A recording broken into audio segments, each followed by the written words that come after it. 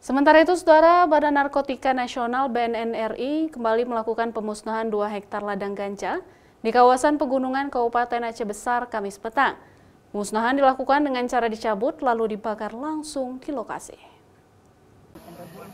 Untuk menuju ke lokasi ladang ganja yang berada di kawasan pegunungan Kabupaten Aceh Besar ini, petugas gabungan harus menempuh jarak hampir 2 jam dengan berjalan kaki melewati bukit dan turunan yang terjal. Ladang ganja siap panen yang dimusnahkan hari ini berada di 2 titik lokasi terpisah, yaitu di Kecamatan Indrapuri dan Selimum.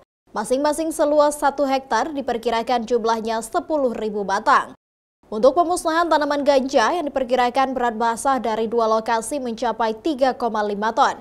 BNN mengerahkan 148 personel gabungan dari TNI, Polri, Kejagung, Bea Cukai, Satpol PP, dan dinas terkait lainnya. Badan Narkotika Nasional Republik Indonesia Deputi Pemberantasan bergabung dengan BNNP Provinsi Aceh, dibantu dengan rekan-rekan dari Polda Aceh, dari Kodam Aceh, Kodim Aceh Besar, Bea Cukai, dan seluruh elemen masyarakat yang hadir di sini memusnahkan sekitar 1 hektar ladang ganja dengan batang sebanyak sekira 5.000 batang dan ganja basah kalau di total sekira 2,5 ton.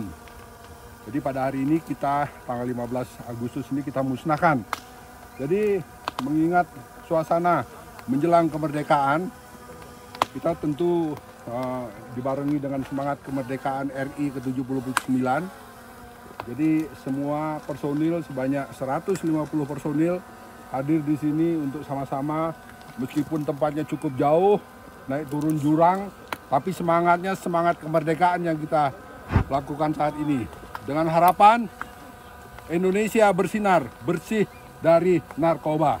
Pemusnahan ladang ganja yang dilakukan BNN langsung dari ladang ini sebagai upaya untuk memusnahkan mata rantai peredaran gelap narkotika jenis ganja di Indonesia. Namun dari 2 lokasi ini BNN tak berhasil mengungkap pemiliknya. Raja Umar, Kompas TV, Aceh Besar.